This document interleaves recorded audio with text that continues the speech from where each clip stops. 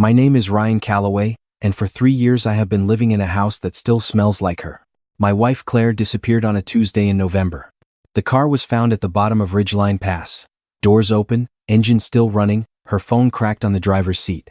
No body. The sheriff's department searched for 11 days. Divers went into the river twice. And then, quietly, the way these things always happen, the search was called off. 18 months later, a judge signed the death certificate. I framed nothing. I put the paperwork in a drawer and I have not opened that drawer since. People told me to sell the house. My mother flew in from Tucson and walked through every room with that careful, quiet face she makes when she is trying not to cry.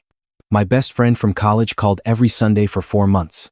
My therapist used the word closure so many times I stopped going. But I stayed. I kept her coffee mug on the left side of the dish rack where she always left it. I kept her running shoes by the back door. I kept the house the way she left it because the alternative was accepting that she was gone, and some part of me, the part that kept me up at 3 in the morning staring at the ceiling, was not ready to do that. I am a civil engineer. I work with measurements, with load calculations, with things that can be proven. And there was something about Claire's disappearance that never added up. Not in a dramatic way. Not in the way they dramatize on true crime podcasts.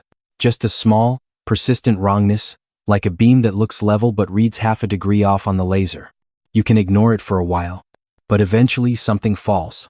The first thing that didn't add up was the gas station receipt. 3 weeks after the accident, while I was going through our bank statements looking for anything the investigators might have missed, I found a charge I didn't recognize. $22.40 at a Quick Trip in Macon, Georgia. The transaction posted at 9:14 inches the evening. Claire's accident happened at 7:40. Macon is 4 hours south of where she disappeared. I brought it to the detective assigned to her case. He told me credit card fraud was common after a death. Someone probably lifted her card number. I let it go. I don't know why I let it go. I think I was too tired to fight. The second thing happened 14 months later. I was cleaning out the post office boxes we had rented. We each had one for business mail when the clerk at the counter handed me a small card. She said my wife's box, the one I had not thought about in over a year, was 90 days past due and they were about to forward the contents. I paid the balance without thinking. I don't even remember driving home. But when I opened the box that night, there were 3 envelopes inside. 2 were junk. One was a handwritten card with no return address. The postmark said Portland, Oregon. Inside, in handwriting I did not recognize, were 4 words. She is doing well. I sat at my kitchen table for a long time. I want to be very careful about how I describe what happened inside me in that moment, because it was not hope exactly. It was more like the feeling you get when you have been holding your breath without realizing it, and suddenly you exhale. It was relief and terror at the same time. Because if Claire was alive, then someone had decided I should not know. And if someone had decided that, there was a reason. I did not call the detective. I had learned by then that the detective was not going to help me. Instead, I did what I always do when I need to solve something. I got methodical. I set up a new P.O. box under a business name I registered for exactly that purpose. I sent a single envelope to the address listed on the postmark, a mail forwarding service in Portland. Inside I put a blank piece of paper and a business card with only the new P.O. box number. No name, no message. I figured if whoever sent that card wanted to communicate, they would. If they didn't, I had lost nothing but a stamp. 6 weeks later, a postcard arrived at the new box. A photograph of the Oregon coast on the front. On the back, in the same handwriting, "Stop looking. It keeps her safe." Her. Not them. Not a mistake. Her. Claire was alive. I went back to the gas station receipt. I requested the full transaction record from the bank, not just the charge but the authorization details. It took 3 weeks and a letter from a lawyer friend of mine, but eventually I had it. The card used in Macon had been swiped in person. Physical card present. Which meant either someone had a duplicate of Claire's card cut within hours of her accident, or Claire had been in Macon, Georgia, 4 hours from the crash site, 90 minutes after her car went into that river. I thought about this for a long time. About the open doors. The engine still running. The phone left behind deliberately because you do not leave your phone by accident when every other sign points to someone who left in a hurry but left on their own terms. My wife had staged her death. The question was why. I called in every favor I had. A friend from college who now worked in data analytics helped me trace the mail forwarding service. It was legitimate, a service used mostly by people running small online businesses, or people who traveled frequently, or people who did not want to be found. The account had been opened 3 years ago, 2 months before Claire's accident, under a name I did not recognize. Diane Marsh. But the email address attached to the account contained a string of numbers 0411 that I recognized immediately. April 11th. Our anniversary. She had left me a thread to pull. She had hidden it, but she had left it. I booked a flight to Portland and told no one. I want to be honest about something. I was not sure, in those days, whether I was doing this out of love or out of something colder. 3 years is a long time to grieve someone. Long enough for the grief to curdle into something else, something with edges to it. Part of me wanted to find her and hold her. Part of me wanted to look her in the eyes and ask how she could do this to me. Both of those things were true at the same time, and I stopped trying to resolve the contradiction. In Portland, I rented a car and drove to the neighborhood listed on the mail forwarding account's registration. It was a quiet area, craftsman houses, old trees, the kind of neighborhood where people walk their dogs at dusk and nobody minds their own business too much, but also nobody asks direct questions. I did not knock on doors. I parked down the street from the address I had and I waited. On the second afternoon, I saw her. She came out of a pale green house carrying a canvas grocery bag. Her hair was shorter. She was wearing a gray coat I did not recognize. But the way she walked, that slight lean forward like she was always arriving somewhere a few seconds early, that was hers. That was exactly hers. I could not breathe. I watched her get into a car and I followed at a distance. She stopped at a grocery store. She walked the aisles like a normal person. She paid with cash. She drove back to the pale green house and went inside, and I sat outside in my rental car in the dark for an hour before I drove back to my hotel. I did not sleep that night. I lay on top of the motel bedspread and stared at the ceiling and made a list in my head of everything I knew and everything I still did not know. Because here was what scared me. If Claire had run from something, and if that something was still out there, walking up to her front door was the worst thing I could do. Not for me. For her. Whoever had sent those postcards had told me to stop looking because it kept her safe.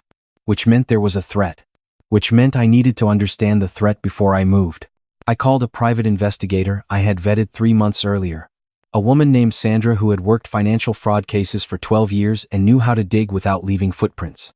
I gave her what I had, the name Diane Marsh, the Portland address, the mail forwarding service, the gas station receipt, the date the P.O.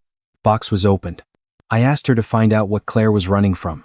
What Sandra found took 10 days and it was worse than I expected. 2 months before Claire's accident, a man named Gary Pollock had filed a sealed civil complaint against her former employer, a mid-size investment firm called Ashwood Capital where Claire had worked as a compliance analyst for 4 years.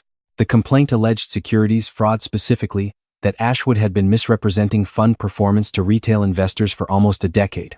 Claire's name appeared in the complaint as a potential witness. Not a defendant. A witness. Someone who had seen something she was not supposed to see. Gary Pollock was not a plaintiff's attorney. He was a fixer. He worked, ostensibly, as a legal consultant. But his real function, Sandra explained, was to make problems disappear for people who could afford to pay for that service. Ashwood Capital could very much afford it.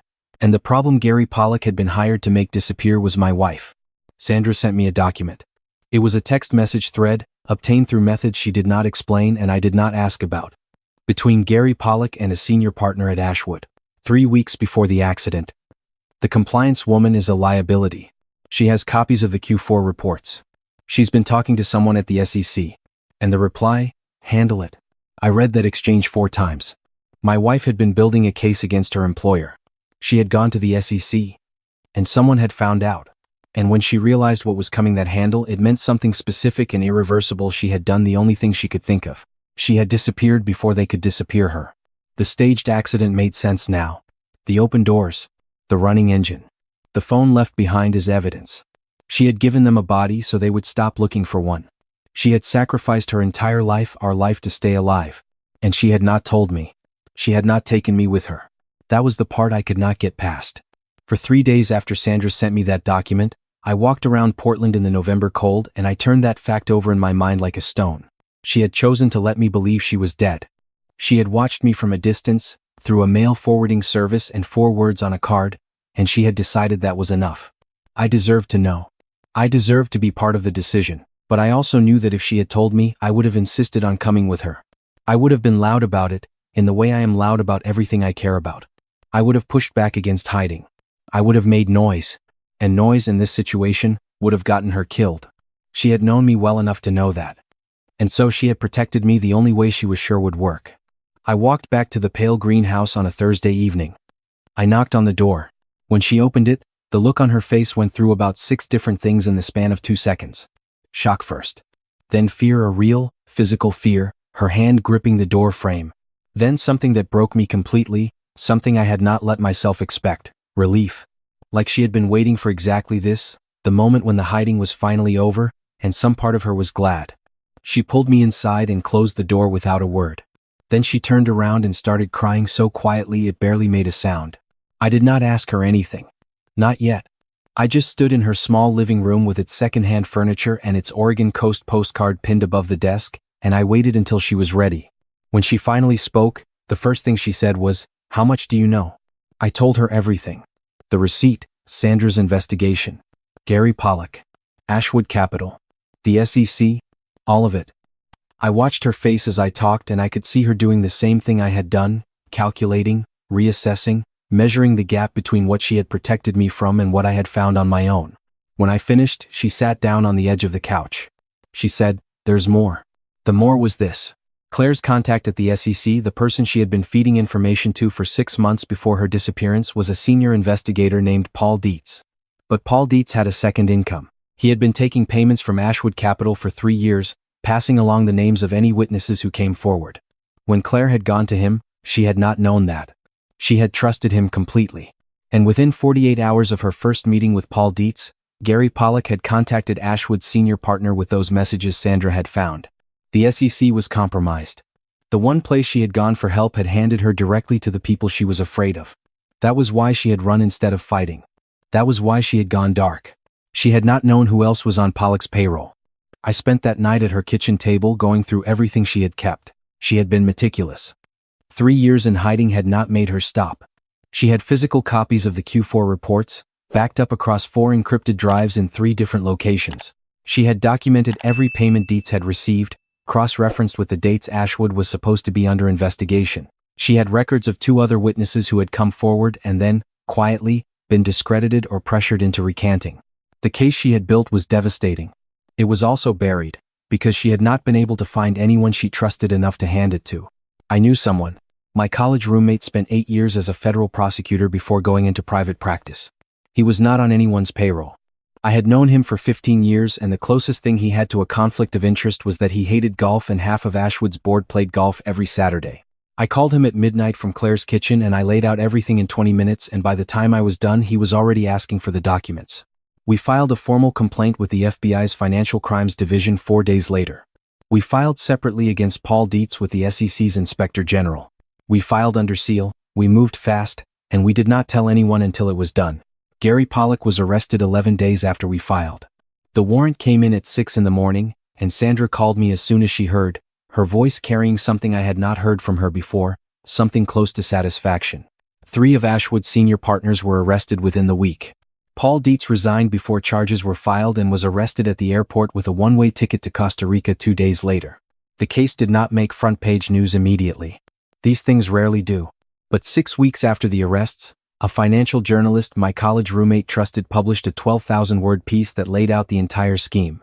The fund misrepresentations, the witness intimidation, the corrupt SEC investigator. And at the center of it, a compliance analyst who had risked everything, disappeared for 3 years, and kept building her case in hiding because she had nowhere safe to go. They did not use Claire's name. We had asked for that. But we both knew eventually the name would come out. That was okay. By then we would be ready. Claire came home in February. Not to the old house. We agreed that the old house had too much weight to it, too many years of one kind of grief or another soaked into the walls. We found a place 2 states over, smaller, with a yard that needed work and good light in the kitchen in the mornings. We spent the first 3 weeks just existing in the same space, which sounds simple and was not simple at all.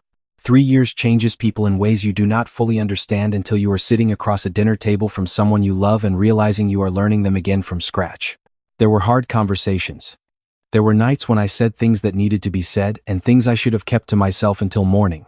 There were nights when she went quiet in that way she had when she was processing something too large to put into words yet, and I had to learn again how to give her that space without filling it with my own noise. We saw a therapist separately. We saw one together.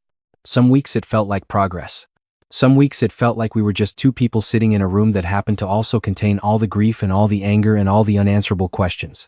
But here is what I know. The night before we left Portland, I found her standing in the kitchen of that pale green house at 2 a.m, holding a coffee mug and looking out the window at the street. I asked her what she was thinking about. She was quiet for a moment. Then she said, "I used to watch the news every night waiting to hear that something had happened to you. That they had gone after you to get to me. Every night for 3 years. She paused. "You were always the reason I stayed gone. Because coming back meant bringing it with me." She set the mug down. "I just didn't know how to tell you I was scared." I have thought about that sentence a lot in the months since. I did not understand, when I first found her, why she had not trusted me enough to take me with her. I had framed it as a failure of faith, a decision she had made unilaterally about my capacity to handle it. And there was some truth in that. But there was more truth in what she said at that window. She had not left because she doubted me. She had left because she was trying to hold the wall between me and something that would have come for both of us if she had stayed. She had been carrying that alone for 3 years, in a house full of secondhand furniture, with nothing but her own files and her own certainty that the case was real and that eventually, somehow, it would matter. It mattered. The civil suits are ongoing. The criminal cases will take years. Paul Dietz pleaded guilty in exchange for cooperation and is expected to receive a reduced sentence that neither of us thinks is sufficient. But that is how these things work, and we have both made our peace with it. Ashwood Capital is dissolved. The investors who lost money are part of a class action that my college roommate is quietly confident about. Claire does not work in finance anymore. She is taking her time, figuring out what comes next. Some mornings she runs. Some afternoons she works in the yard, which has slowly started to look like something we intended rather than something we inherited. I still do my load calculations and my measurements. I still go to work and come home and put my keys on the hook by the door. But there is a different quality to the ordinary now. I notice it. I think we both do.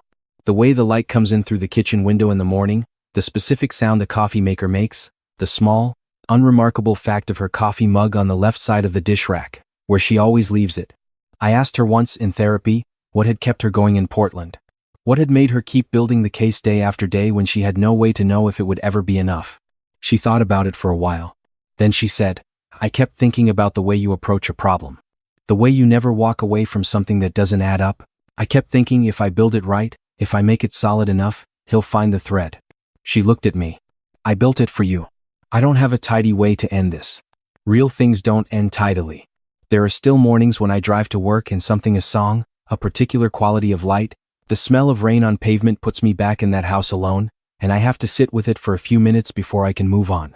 There are still things between us that are tender, that need to be handled carefully, that may always need that.